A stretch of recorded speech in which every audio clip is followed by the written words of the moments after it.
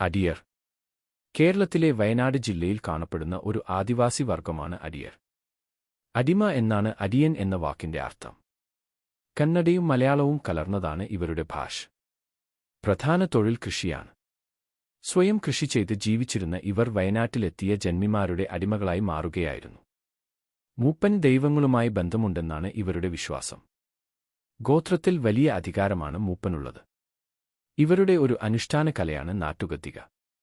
കുടകിനോട് ചേർന്നു കിടക്കുന്ന വയനാടൻ പ്രദേശങ്ങളിലാണ് ഇവർ ഏറെയായി താമസിക്കുന്നത്. കാർഷികവൃത്തിയാണ് ഇവരുടെ പ്രധാന ജീവിതമാർഗം.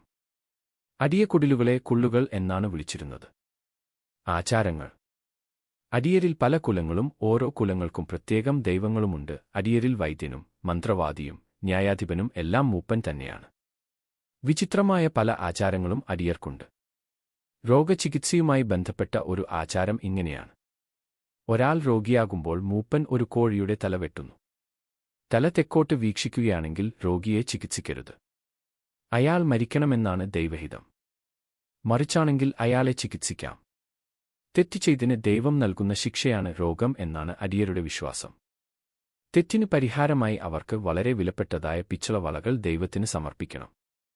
ആ വളകൾ പിന്നീട് മൂപ്പൻ എടുക്കും. രോഗം മാറിയാൽ ദൈവത്തെ പ്രീതിപ്പെടുത്തുന്നതിന് ഒരു പ്രത്യേക പൂജ ചെയ്യണം. ഇതും വളരെ പണച്ചെലവുള്ള കാര്യമാണ്. അരനാടർ. മലപ്പുറം ജില്ലയിലെ ഏറനാട് താലൂക്കിൽ കാണപ്പെടുന്ന ഒരു ആദിവാസിവർഗമാണ് അരനാടർ. ഏറനാടൻ എന്നത് അരനാടനായി മാറിയതാണെന്ന് പറയപ്പെടുന്നു.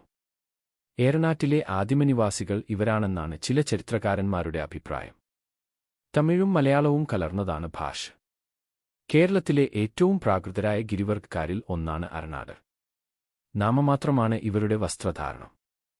കൃഷി, കന്നുകാലി വളർത്തൽ എന്നിവ ചെയ്യാറില്ല. നായിട്ടും വനവിഭവങ്ങൾ ശേഖരിക്കലുമാണ് പ്രധാന തൊഴിൽ. പാമ്പുപിടിത്തം ഇവരുടെ ഇഷ്ടവിനോദമാണ്. മലമ്പാമ്പിന്റെ ഇറച്ചി ഇഷ്ടഭക്ഷണവും. പാമ്പിന്റെ തോൽ വിൽക്കുകയും ചെയ്യും. പുല്ല് മേഞ്ഞ കുടിലുകളിലാണ് താമസം. മൂപ്പനില്ലാത്ത വർഗമാണ് അരനാടർ. മറ്റ് ആദിവാസി വർഗങ്ങളെപ്പോലെ മൃഗങ്ങളെയും വൃക്ഷങ്ങളെയും ആരാധിക്കുന്ന പതിവും ഇവർക്ക്